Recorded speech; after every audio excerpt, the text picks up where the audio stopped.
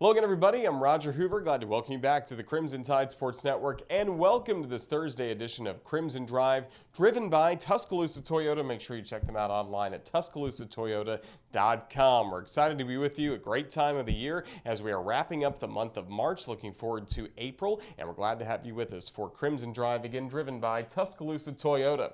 As we go through our opening headlines, they're always presented to us by our friends at RJ Young. They are the official technology solutions provider of Crimson Drive. Of course, they've given us this smart board to go through all the different headlines for today. First of all, a look at what's coming up on the show. Well, here, first things first, from Nick Saban, the head coach of the Alabama Crimson Tide, with Coach's Checklist, taking a look at Alabama's football pro day, and then we'll even see some pro day highlights, as yesterday 9 former Crimson Tide players are able to showcase their skills for the best NFL scouts and coaches and executives. Then we'll be talking to Sarah Ashlee Barker, who is the newest member of the Alabama women's basketball team, transferring to the Crimson Tide from Georgia. Yes, she is the daughter of former Crimson Tide quarterback Jay Barker, but she made her decision earlier this week to transfer to Alabama. We'll be the first to talk with her about that. And then we'll be talking with the SEC Women's Golfer of the Week, Mack, who had a great win this past weekend in Georgia. So really good conversations coming up with Sarah Ashlee Barker as well as Mack.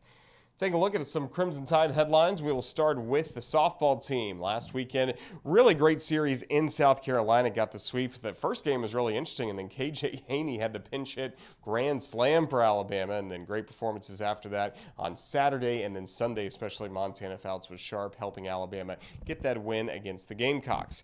Now on Tuesday, the Crimson Tide had an 8-0 win, and in that ball game, great pitching by Alex Salter. She pitches a no-hitter, gets her 7th win of her freshman season. So many freshmen in the lineup contributing to a great victory over Alabama State. And on Wednesday night, the Crimson Tide were scheduled to play Jacksonville State in the Sand Mountain Showdown, but with all the inclement weather we had all around the state last night, including up in Albertville, Alabama, the smart decision was made to postpone that game to next Wednesday, April 6th. So we're still looking forward to next week's Sand Mountain Showdown. Taking a look at the Crimson Tide baseball team. Last weekend, went 1-2 against Mississippi State. In the first 2 losses for the Crimson Tide, Alabama had some late leads before the Bulldogs picked up some late victories, had the last at bat, and were able to walk off the Crimson Tide twice before the game on Sunday, where Alabama picked up a victory to salvage the finale. And on Tuesday night, the Crimson Tide were able to return home and picked up their first midweek game since earlier in the month, their first midweek win, as they were able to defeat South Alabama 5-4. A wild pitch brought in Jim Jarvis, started a great celebration for Alabama, and hopefully it's the start of a really good week for the Crimson Tide, as this weekend they are hosting Texas A&M, a team that has been 3-3 so far in the SEC. Alabama at 2-4, so it's going to be a really impressive series coming up between the Aggies and the Crimson Tide. And if you're an Atlanta Braves fan or you love baseball, come on down and see the World Series trophy, the Commissioner's Trophy that the Braves won last season. It will be on display on the concourse at Sewell Thomas Stadium on Friday, so an opportunity to see the World Series trophy, get your picture made with that as well. Crimson Tide football team, they were able to hold their annual pro day yesterday and on campus here at Alabama. 9 players were showing their talents to NFL scouts and executives. Even Bill Belichick was here, head coach of the New England Patriots. Mike McCarthy, head coach of the Dallas Cowboys, as they are preparing for the NFL draft coming up April 28th to the 30th in Las Vegas. And also, spring practice continues for the Crimson Tide. We'll have a scrimmage coming up on Saturday inside Bryant-Denny Stadium, so we'll be talking more about that next week, as we're getting closer and closer to the Golden Flake A-Day game coming up on Saturday, April 16th at Bryant-Denny Stadium. And so a few other notes around Crimson Tide athletics. I mentioned Sarah Ashlee Barker is the newest member of the women's basketball team, along with Ryan Cobbins, an outstanding player that transferred to Alabama from North Dakota State. So Alabama women's basketball, really happy to pick up those 2 additions. Gymnastics is competing at the NCAA Regional Championship starting today, so we'll have full coverage of that coming up next week as well. And then women's golf, I mentioned before, we'll be hearing from Mack a little bit later on in the show. She's the SEC Player of the Week based off of her victory last weekend. And this weekend in Augusta, Georgia, Benedetta Moresco is competing at the Augusta National Women's Amateur. So the first 2 rounds played at another course in Augusta, and then the final round, yes, played at Augusta National the week before the Masters begins. So it's going to be a great opportunity for Benedetta Moresco, and we talk more about that with Mack coming up in just a little bit. Right now, though, we will hear from the head coach of the Alabama Crimson Tide, Nick Saban. Just a few comments from him yesterday. Football Pro Day, as Alabama players got to showcase their skills to NFL executives, and Nick Saban knows about that process. Used to be an NFL head coach, an assistant coach, defensive coordinator as well. So great opportunity to hear from the head coach of the Crimson Tide, Nick Saban. Well, I'd welcome everybody here. This is a great opportunity for people in the National Football League who we open our arms to come and have a chance to look at, evaluate our players. Lots of players here want to get an education. We do the best we can to create a platform for them to be successful in that regard, but they all also, want the opportunity to play in the NFL someday. So we want to try to help them develop to be the best players they can be so that they get opportunities like this. I think the better our players do when they get opportunities in the NFL, the more it benefits our program, long term. And obviously, I think with a lot of the things that are happening now in college football, it's going to be more challenging to continue to be able to develop players. But that's a challenge that we're certainly looking forward to. So, but I really appreciate what these guys have to do. I did it for 8 years when I was in the NFL. To go around, travel around, work out players, try to get to know them better, and gather information from coaches and people who have relationships with them. So we appreciate them, and we try to do the best job we can to make sure we accommodate them in a first-class way. Evan Neal's an outstanding player. Obviously, he's got great size, and he's got great competitive character. Football is important to him. He loves football. He pays attention to detail. He prepares well, and his size and athletic ability has, put him in a position where I think he has a very bright future. And he's did a great job for us, and whether he played guard or tackle. And I'm sure that diversity will help him as a pro player as well. I always say that people having resiliency, which means they have persistence, they can overcome adversity, they don't get frustrated, they learn from their failings. These are all things that are critical to development. And I think Brian Robinson, as Mack Jones was last year, is a great example of a guy who, kept his head down, kept working, showed great resiliency and perseverance to continue to work on trying to improve, whether it was his speed, his knowledge of the game, his hands, whatever it was, to make himself a better player, to where he had a great year this year and was very productive and now has an opportunity to play at the next level. So I think those are great stories, to be told to most college players, that stories like this, people have a tremendous amount of respect for, guys that showed an ability to overcome adversity to be able to have success. I think that's something that it's hard to be a great competitor if you can't overcome adversity. So that was head coach Nick Saban talking about Pro Day that was held yesterday here at Alabama. Now we want you to be able to watch some of the highlights from yesterday. As again, 9 players participated in some of the drills, and even some others are around to just meet with NFL head coaches or scouts and executives. So we'll let you take a look now at some of the players that did compete. You're going to see a lot of Evan Neal, especially a lot of Brian Robinson Jr., Slade Bolden coming up as they participated in yesterday's Pro Day here at Alabama.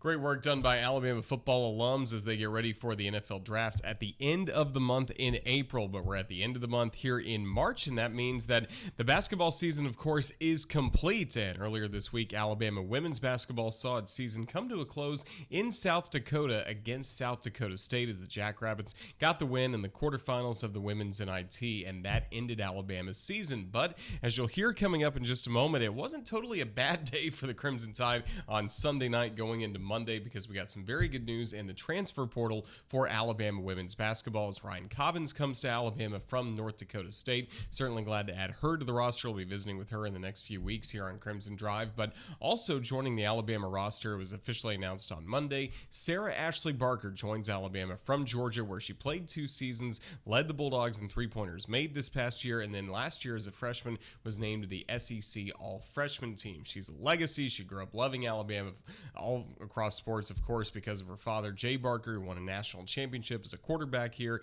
in 1992, winning the national championship playing for Coach Gene Stallings. So there's a lot of great Alabama bloodlines for Sarah Ashlee Barker. Now she is a member of the Crimson Tide, and we were pleased to be joined by her earlier in this week to discuss her decision of making the transition from Georgia here to home to Alabama. First of all, Sarah Ashlee, Roll Tide, welcome back to Alabama. How's everything going? Roll Tide. Thank you. It's going good. Well, I know it's been a busy few weeks for you playing at Georgia the first 2 years of your career after graduating from Spain Park High School in Birmingham. First of all, what can you tell us about your experience at the University of Georgia you were able to have? Honestly, I can say that coming out of high school and picking the University of Georgia and coming to play for Coach Joni Taylor, I do not regret one thing. That's where I wanted to be at that time, and I wanted to go play for Joni, and that's what I did. And it was honestly a great experience. I had great teammates, great coaches, and honestly, I just want to say, when I told the coaches that I was coming to Alabama, when I told my teammates and everything, they had so much support for me. They were just like, "That's awesome. I'm so glad that you're going home." Joni, literally, she wanted me to come to Texas A&M with her, and I told her that I was coming home and wanted to come play for Alabama. And she literally was like, "I'm so happy for you. I'm so proud of you. I'm going to cheer you on." And just hearing that from her, and just knowing that at the end of the day, they wanted what's best for me. And that's what happened. And honestly, that's what my experience was at Georgia. Was they always wanted what was best for me. They pushed me on and off the court. And I have, nothing bad to say about my experience here at Georgia, but it is time for me to come home and play for Alabama. So. Well, what was it like for you growing up an Alabama fan, obviously with the family connections? Your dad, Jay, was the quarterback of the 1992 national champions, grew up an Alabama fan. For you, what was it like to play against Alabama and to play against the Currys, people you had known all throughout the recruiting process as well? Right. Of course, anytime I played Alabama, I wanted to win. That was just kind of how it is. Of course, I wanted to win every game, but Alabama was just kind of, a different kind of feeling. Just so I could tell my dad, I just beat Alabama, just stuff like that. And so, but playing against Coach Curry and then Coach Kelly too, just because they were the two that recruited me in high school, and they're the two that are on the staff that recruited me. Just playing against them was really fun. They always told me that they were so proud of me and that they understood why I went to Alabama, and that they still cared about me and loved me. And when I put my name in the portal, that's the first thing they said to me. That's the first thing that Chrissy said to me was, "I just want you to know, I get it. I understand why you went to Georgia, and I'm so glad you went to Georgia, but we want you home." And when she said those words, I knew that I wanted to come home, and I knew that I wanted to come play for her. And I have so much trust in her, and know that she believes in me, and I see her vision for this program, and I know what she sees and what we can do. What they did last year was incredible, and I think that we have, even more stuff ahead of us that we're gonna do. We have returning players that are amazing: Megan Abrams, Brittany Davis, Hannah Barber. It's gonna be a battle when I go in and compete with these guys, and I know that I'm going into battle for a job. And if I don't get that job, then you know what, I'll be cheering them on, and I want that. I want my teammate, the team that I'm going to know that everyone's got to work for everything, and that's what I want them to know. So you made the decision to go into the transfer portal. How quickly did the coaching staff at Alabama reach out to you, and what was the process like before Monday and when you announced you had committed and ultimately had transferred to the Crimson Tide? So they were actually the first school that reached out to me when I put my name in the portal. Obviously Joni reached out when I did, just because she did ask me to come to Texas A&M, but they were the first school that that asked me to come. And when I saw the phone call on my phone, and I knew it was her number because I had her number still on my phone. And, it kind of brought a smile to my face just because I knew putting my name into the portal that Alabama was a consider, like, I wanted to consider that option, and I wanted to, take a chance and see if that's where I wanted to go. And just the conversation that I had with her, I knew that it was really likely that I was going to be coming home. And then, the rest of the week, I talked to a lot of SEC schools. Most of the SEC schools offered me except for South Carolina, Kentucky, and Tennessee. And then I talked to Gino from UConn. He asked me to come play for him on Friday. NC State asked me to come play for him on Friday. And so, I mean, being contacted by those schools, it was like, wow, that's a huge honor. But I knew that deep down in my heart that I wanted to go home. And so I went home Friday.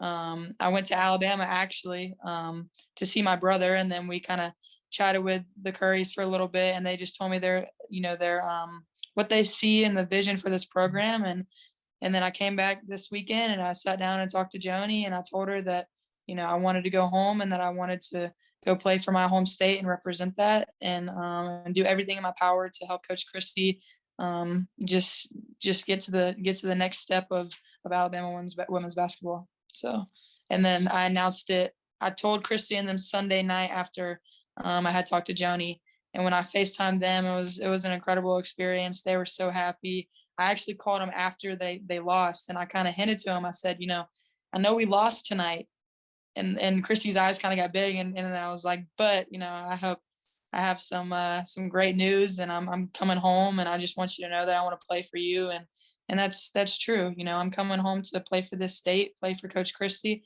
because I believe in her and I believe what she can do for this program. And I mentioned some of your family connections right off the top with your dad, Jay, but what about with some of the guys that are in Tuscaloosa right now? You come from a large family. I know you won't be the only Barker that's around this campus coming up next fall. Right. Yeah. Braxton, he actually texted me right away. I mean, he knew that Alabama was definitely up there, and knew that I was probably going to go there after the weekend was over. And I texted him. I just said, hey, I'm announcing tomorrow. I just told Alabama I'm going to be in Tuscaloosa with you next year. And he was really excited. And what he said was, he was like, of course, Roll Tide. And he said, I'm just so happy to have you here with me. And so that really meant a lot to me, just knowing that I'm going to have one of my brothers there, and just that, it's going to be a lot of fun. So.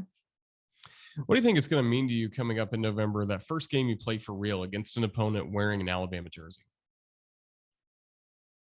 I think it's going to mean everything, honestly. I grew up in the state of Alabama. I had kids look up to me, and I chose to go to a school that was not in the state. And I think that coming back and just being able to represent Alabama, that's what I want to do. I want to represent the university, the state, and just that young little girls know that they can go to Alabama and play women's basketball, and that we're going to make it a women's basketball school. And I mean, like I said, they've had success last year, and it's ongoing success that we're going to have at Alabama. And I just want to add to that, and I just want to make it more possible for that. So. Have you settled on a jersey number yet? We know you wore number 3 at Georgia, and number 7 you can't wear in college basketball. Unfortunately, I know it's what your dad wore, is what Braxton wore for the football team. But have you settled on a jersey number yet? Right. I told him that I would like 3, but obviously if someone had 3, then I said 10. So if 10's available, I'll go with 10. But I do not have a jersey. I do not have a number set yet, but I'm sure it will get set sooner or later. So. But I'm gonna be honest, I don't care what number I'm wearing as long as it's got Alabama on the front. That's what I'm playing for. So. Well, we're excited for that. Well, tell us what's next for you coming up throughout the rest of the spring and the summer as you start to make your arrival here in Tuscaloosa and start building towards next season. Yes, sir. So I finished school out here until May. I think my last exam is around May 4th, May 6th, something like that. And then I'll move back home to Birmingham for probably about a month, and then I'll move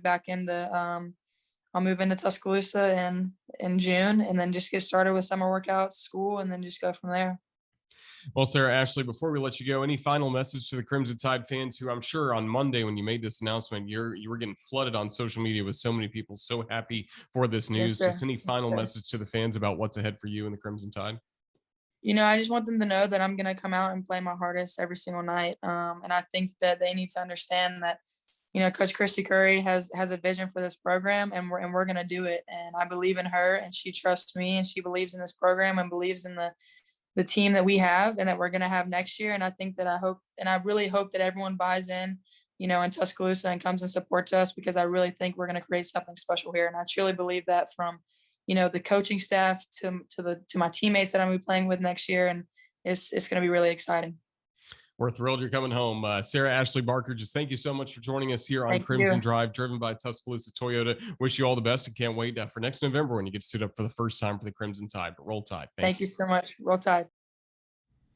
Thank you to Sarah Ashlee Barker for joining us, talking about her decision to transfer from Georgia to Alabama. Can't wait to see her suit up in crimson for the first time coming up this fall for Alabama, as again, she's going into her junior season, has a couple of years at least left here at the capstone. Really can't wait to see her play for the Crimson Tide.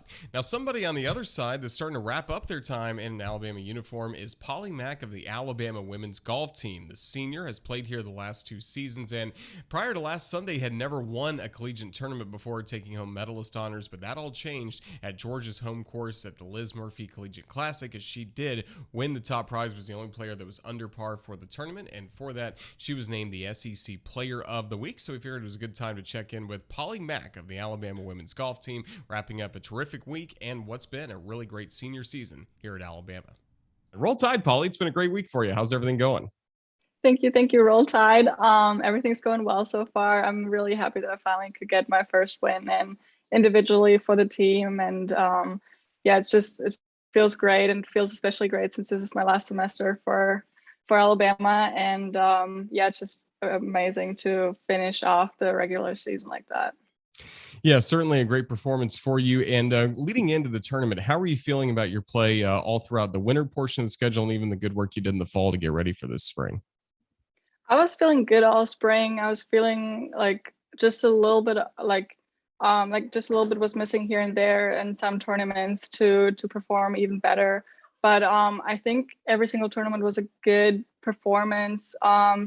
Just like little things that just made me miss like a top 3 or something like that. But I think Augusta, the tournament that we played before this last tournament in Georgia, was a great, the Georgia course was a great practice to get ready for this type of weather, because we had really crazy winds in Augusta already. And then the second day of the Georgia tournament was the same thing. A lot of strong gusts and winds out there. And I think Augusta was a good practice to get ready for that. And that way I felt more comfortable in that type of wind and weather. And I played this course for the 3rd time, so I felt ready to finally perform really well there. What can you tell us about this course? What makes it unique from some other ones you've played on? It's very hilly compared to other courses we've played this semester, especially Florida was very flat. It was in different conditions. The greens weren't as I would say rolling as perfect as the other ones sometimes were.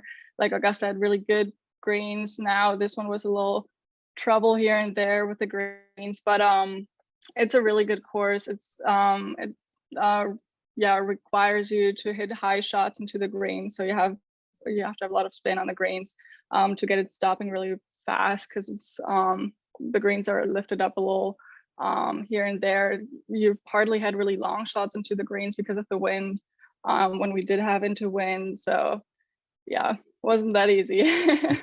Certainly not. Was there one club in your bag that was really at its best over the weekend in the 3 rounds you played?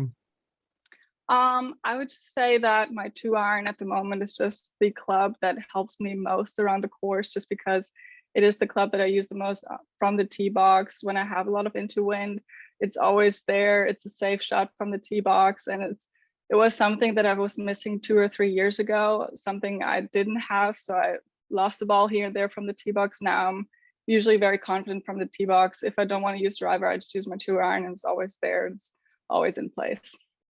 So you posted a first round score of 70, second round was 74, and then a 69 to close out the tournament, and again capturing the medalist honors on the final round. Just how were you feeling in that final round? How aware were you of kind of where you were in the leaderboard and what you had on the line and trying to finish off those tough final holes? I had no idea. I told the coaches I don't really want to know about the leaderboard. I'll just do my game. I'll see how it goes. I don't want anything outside affecting me. I just want to do my thing. And if it is enough in the end, perfect. If it isn't, then I'll know what to work on.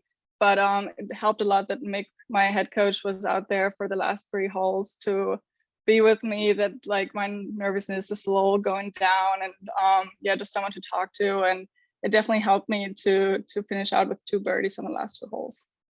What can you tell us about your head coach, Mick Potter, as a leader of this team? He's amazing. He's a really great leader. He's a great coach. Being a transfer after my sophomore year, I know it could go differently too with coaches, and I think he is really great in how he leads the team, how he explains us how we do better, how to push us to our best that we can do. And yeah, we often figure out together, like we sit down after tournaments, we figure out together what we can do better in practices to yeah, just be better prepared for the next tournament. And I think without my coaches Mick and Susan, I wouldn't be here where I am right now. Well, of course, we're glad you're here at Alabama. You started your collegiate career at UNLV. Of course, you're from Germany originally. Just what's the transition been like to playing golf in the States and now making a home here in Tuscaloosa? It's amazing. The opportunity to play college golf is just absolutely amazing. I could not imagine what I would have done without this opportunity. Starting in Las Vegas, I loved Las Vegas. I loved the golf courses out there. It was a great opportunity there as well. Practicing some desert golf too, some different conditions, very different to Germany, obviously, and some great weather for sure. And then here in Alabama, I got to experience some different greens and some different courses as well. And I think I really started to understand my game on the course better once I got here, because Mick and Susan both are great coaches out there, and they're just really good in explaining us how to manage ourselves on the course and how to do better in practice to be prepared for the course. Well, I'm sure you're really excited for your teammate Benedetta Moresco with what's coming up for her this week, getting to go back to Augusta, a part of the Augusta National Women's Amateur, even getting to play at Augusta National Golf Club in the final round. Just how fired up is the team for her to have this opportunity? We're all super excited for her. We're all cheering every single day. We're looking at the leaderboards together. We're even thinking about driving out there to Augusta to support her in the final round, just because it is such a great opportunity for her. And I'm so excited that she's doing so well this year. And I just hope for her that it keeps going well for her. And I just wish her the best. We're all really excited for her to represent Alabama. We're excited for you and the rest of the Crimson Tide to represent the Crimson Tide at the SEC Championships coming up in Birmingham in mid-April. Just what's going to be some of the work for you all leading up to that tournament? What do you hope to accomplish in the SEC Championship? We're all, I think, pretty prepared for the SECs. We're all super excited. It's probably one of the best events that we play throughout the year, just because it's close to home, close to Tuscaloosa. And we have some great fans coming out there usually, so that's really exciting. And yeah, I just hope the best. I mean, I think we're really prepared for this event, and I think we can do really well if we all keep our game up, and if we do our best, I think we can accomplish pretty well. It's all really exciting. Well, Polly Mack, congratulations on winning the Liz Murphy Collegian, being named the SEC Women's Golfer of the Week. Just thank you so much for joining us here on the Crimson Tide Sports Network. All the best to you. Roll Tide. Thank you. Roll Tide. Really enjoyed that conversation with Polly Mack. Congratulations to her being named the SEC Women's Golfer of the Week. And again, we'll keep an eye out on all the scores coming in from the Augusta National Women's Amateur with Benedetta Moresco representing Alabama. Certainly a great honor for her. We're about to wrap up this edition of Crimson Drive driven by Tuscaloosa Toyota. But before we go, I want to let you know what's coming up across the network on what's going to be a busy weekend of baseball and softball. And tomorrow it is going to be just baseball only, coming up 6 p.m. against Texas A&M, the start of that series, because the softball schedule has shifted just a bit for this series against Georgia, as we will have softball against Georgia coming up at 3:30 p.m. on Saturday. Baseball will start at 4 o'clock coming up on Saturday. And keep in mind as well, there will be a scrimmage coming up for Alabama football, not available to the media or the public. But on Saturday, Alabama will now be just a couple weeks away from A-Day coming up on April 16th. And on Sunday, baseball at 1 o'clock against Texas A&M, softball against Georgia at 3 p.m. And right now, we're tentatively scheduled to have some booth cams here on the CTSN Facebook page. Baseball for the Saturday game, and then Sunday for softball. And then on Monday night, we're going to be busy at 6 o'clock because the softball team's getting some more TV exposure, playing on the SEC Network at 6 p.m. to round out their series with Georgia. But make sure you listen to Tom and Gray on the radio with us. And then we'll also have Hey Coach at 6 p.m. on Monday night from Baumhower's Victory Grill in Tuscaloosa. We'll have that streaming live here as well on our Facebook page. It's going to wrap up this edition of Crimson Drive, driven by Tuscaloosa Toyota. We're certainly glad that you were able to make this part of your Thursday afternoon. If you missed any of these interviews, they're always archived, of course, on the Alabama Insider podcast, wherever you get your podcasts, and the show's always archived here on Facebook as well as on YouTube. Special thanks to Polly Mack of the women's golf team for joining us, as well as Sarah Ashlee Barker, one of the newest members of the Alabama women's basketball team. We thank UA Athletics for providing us with the video for Coach Saban, as well as all the Pro Day highlights that we saw yesterday here from campus. Thanks as well to our producer, Ethan Carabin, putting this fine show together, and to all of you again for watching Crimson Drive, driven by Tuscaloosa Toyota. Make sure you check them out at TuscaloosaToyota.com. Thanks again for watching. Roll Tide, everyone.